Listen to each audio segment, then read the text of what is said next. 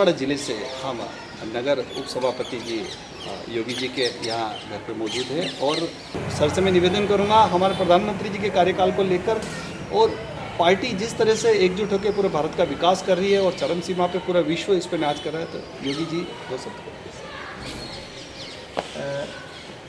हमारे प्रधानमंत्री नरेंद्र मोदी जी ने जिस तरह से 9 साल के अंदर इस राष्ट्र की दशा और दिशा बदली है वो किसी से छुपी नहीं। एक समय था अमेरिका में जहां हमारे प्रधानमंत्री जाते थे तो उनको वहां पे कोई वेट नहीं मिलता है, परंतु आज देखिए जिस तरह से मोदी जी एक ग्लोबल लीडर के रूप में उभरे हैं और अमेरिका जैसा एक शक्तिशाली राष्ट्र कैसे कारपेट बिछा के स्वागत कर रहा है, तो ये दिखाता है कि हमारे 140 करोड़ हिंदुस्तान के नागरिकों का सम्मान है। प्रधानमंत्री जी ने कभी ये नहीं कहा कि मेरा सम्मान है, नहीं, मेरे देश के 140 करोड़ नागरिकों का सम्मान दिलवाने के लिए मैं आया। तो ऐसे हमारे प्रधानमंत्री जो आज पूरे विश्व में एक ग्लोबल लीडर के रूप में उभर रहे हैं, जिससे बड़ी बड़ी महाशक्तियाँ नतमस्तक हो रही है, हमारे देश में के लिए गर्व की बात है। पिछले कार्यकाल में आपने देखा होगा कि जब कोई भी हमारे लीडर बाहर जाते थे तो आपने देखा होगा कि मीडिया वर्ड कोई किसी को पता भी नहीं चलता था कि कोई प्रधानमंत्री या कोई हिंदुस्तान का आया, नहीं, उस देश वालों को भी पता नहीं चलता था। वहाँ के जो हिंदुस्तान के हमारे भाई रहते थे उनको भी नहीं पता था कि भाई कोई लीडर यहाँ आके चला गया। परंतु पहली बार वहाँ के जो हमारे हिंदुस्तान के जो प्रवासी भाई रहते हैं उनका सीना चौड़ा हो गया, उनको सम्मान मिलता है, वहाँ उनको उस नज़र से देखते हैं। मेरा स्वयं का बाहर व्यापार है, टेक्सटाइल का एक्सपोर्ट का काम, तो हम वहाँ जाते हैं तो हमें गर्व होता है।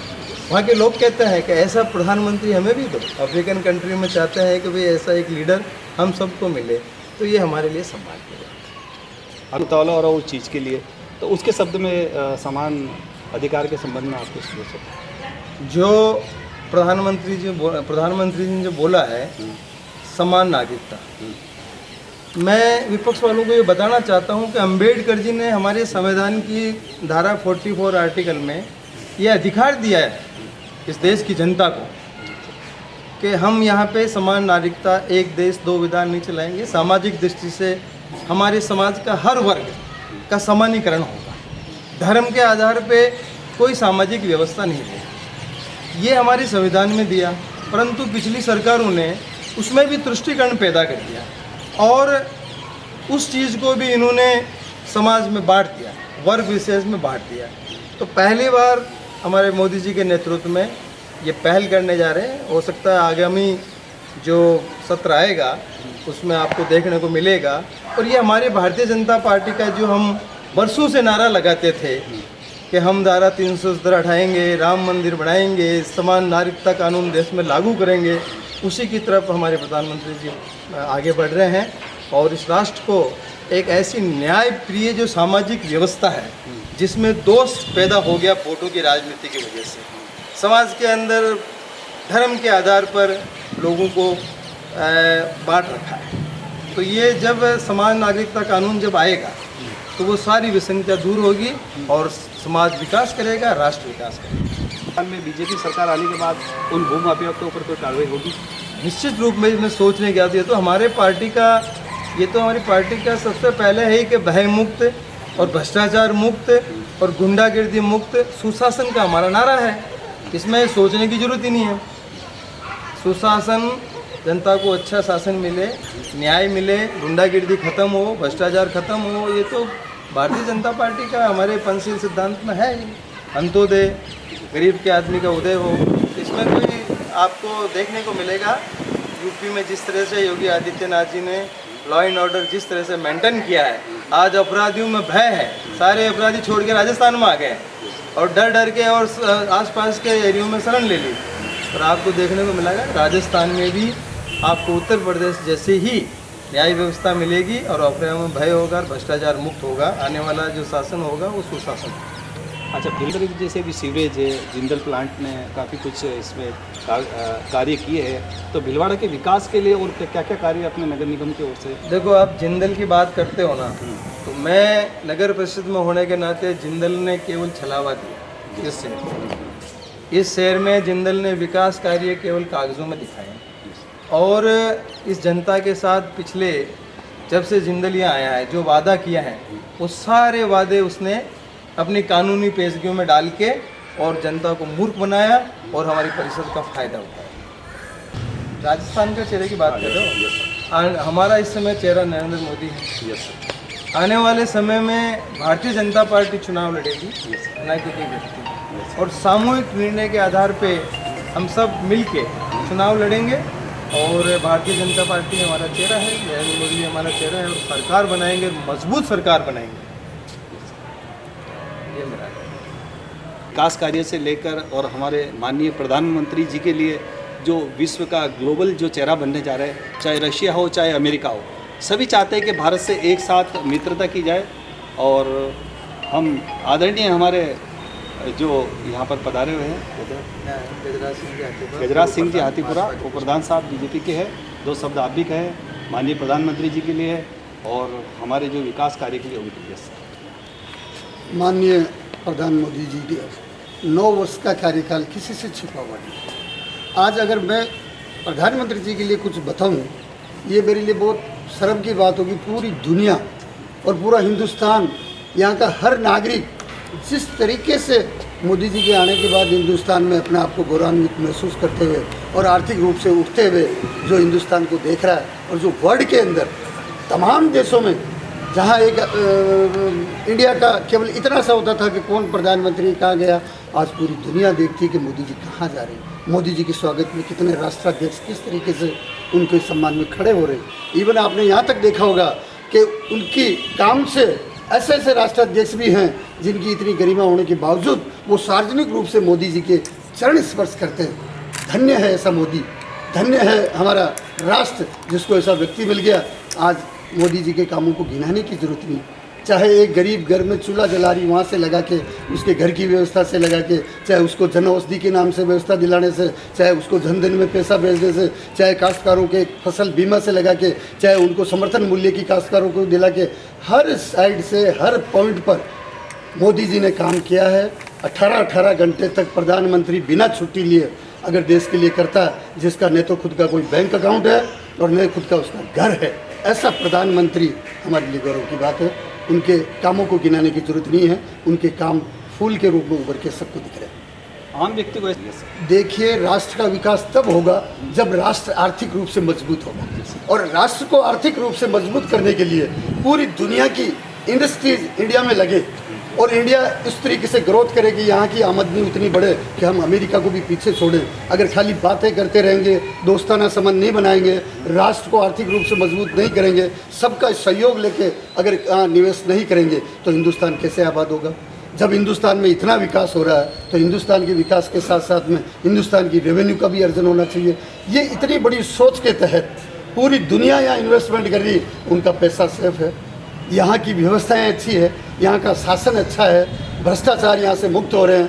आज मोदी जी के आने के बाद आप देखिए कि सीधा गरीब के खाते में पैसा पहुँच रहा है। कभी होता था, राजीव गांधी जी ने खुद तो ये माना था कि मैं 1 रुपया देता हूँ, 15 पैसा काश्तकार के पास डूब भरने वाली बात थी, शर्म की बात थी।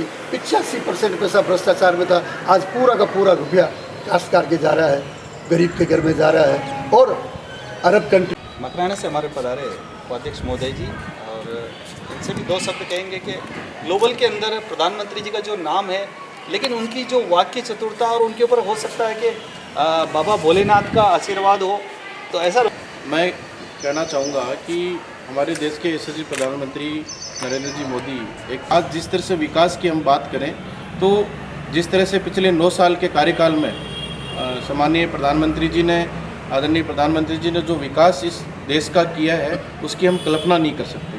आज किसान वर्ग, व्यापारी वर्ग से लेकर के और गवर्नमेंट कर्मचारियों से लेकर के हिंदुस्तान का कोई ऐसा नागरिक नहीं है जिसके विकास के लिए और जिसके देश के उत्थान के लिए मोदी जी कोई योजना नहीं हो।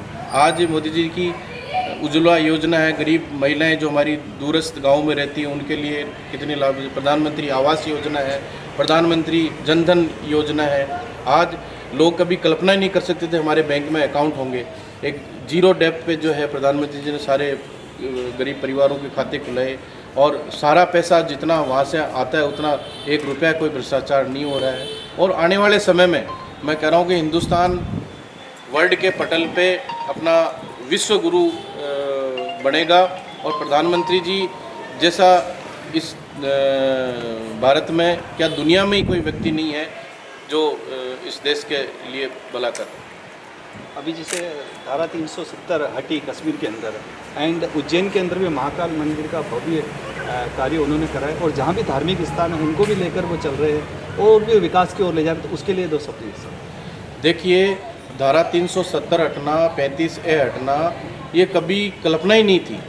सिर्फ हमारी भारतीय जनता पार्टी के जनसंघ के लोगों की मन में ये भावना थी, और जो भारतीय जनता पार्टी से जो हिंदुत्व विचारधारा के लोग जुड़े हुए थे उनके मन में ये था कि एक ही देश में 2 तरह के कानून, 2 तरह के विधान कैसे हों।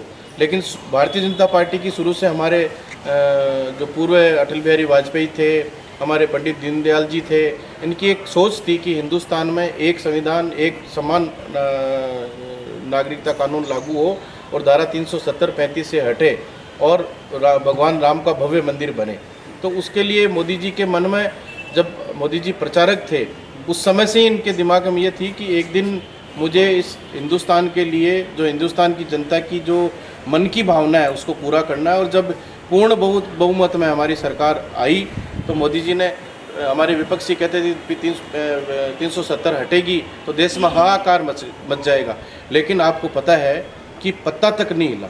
किसी को कहीं भी पूरे हिंदुस्तान में कहीं एक सिंगल तरह की कोई घटना या ट्रेजेडी ऐसी नहीं हुई कि 370 हट गया, 35A हट गया और भगवान राम का भव्य मंदिर बन रहा है। और जो वहाँ की जो मंदिर के साथ में जो इनका मुस्लिम भाइयों के लिए जो है मस्जिद अलग से जो है बनवा के, विपक्ष जो फैलाता है कि बीजेपी और मोदी जी तो जो है मुस्लिमों के लिए जो है तुष्टिकरण की नीति अपनाते हैं, जबकि तुष्टिकरण की नीति ये अपनाते हैं। कोई ऐसी बात नहीं। आप देखिए, आप हिंदुस्तान में रहते हो, चाहे वो हिंदू हो, चाहे ईसाई हो, चाहे मुस्लिम हो, चाहे सिख हो, आपके देश के प्रति वफादारी होनी चाहिए। भारतीय जनता पार्टी कभी किसी भी धर्म के खिलाफ नहीं है, सबको धर्म को साथ लेके चलने वाली है। और मोदी जी तो विशेषकर से जो हिंदुस्तान का नागरिक, चाहे वो कोई भी हो, देश के प्रति वफादार हो, और जो देश के प्रति वफादार नहीं है उसके लिए तो वो सख्त से सख्त जितना हो वो कानून लागू करे। हमारे योगी जी से भी निवेदन है कि माननीय अटल बिहारी जी वाजपेयी, जो 4 लाइन जब बन रही थी तो उन्होंने ही 4 लाइन का पूरा निर्माण कर, अटल बिहारी वाजपेयी जी को नींव का पत्थर कहते थे। 2 शब्द अटल बिहारी वाजपेयी। अटल जी हमारे आदर्श हैं, भारतीय जनता पार्टी के आदर्श हैं, और अटल जी ने जिस तरह से इस राष्ट्र को दिशा दी है, उनके नक्शे कदम पर चलते हुए भारतीय जनता पार्टी का जो अभी केंद्र का शासन चल रहा है, उनके सपनों को पूरा कर रहे हैं। अटल जी ने जब स्वर्ण चतुर्भुज योजना दी तो उनका लक्ष्य था कि 5 साल में मैं इस योजना को पूरी करूं, और 5000 करोड़ का बजट था, यानी 1 करोड़ रुपए प्रति किलोमीटर। और 5 साल में उस समय जो हमारे परिवहन मंत्री थे, जो हिमाचल के खंडू जी, उनका योगदान था, जिस तरह से आज गडकरी जी का योगदान है। पर इस कार्यकाल में उससे 50 गुना जो रफ्तार हुआ, जो हुआ, तो वो नीम के पत्थर थे, उन्हीं के पद चिन्हों पे चलते हुए भारत आगे बढ़ रहा। आप देख रहे हो कभी रोड सेक्टर में, इंफ्रास्ट्रक्चर में कितना ज़बरदस्त काम हुआ जो सोच नहीं सकते। उस समय जब अटल जी जब रोड बना रहे थे तो हिंदुस्तान के लोगों ने पहली बार 4 लाइन देखा कि 4 लाइन भी कोई होता है। तो वो तो महान पुरुष थे, और वो नीम के पत्थर नहीं, विकास पुरुष थे। और जिस तरह से इस देश को उन्होंने विकास की तरफ ले गए, तो आदरणीय मोदी जी उनके नक्शे कदम से चलते हुए और आगे भव्य देश को आगे ले जा रहे हैं। एक शब्द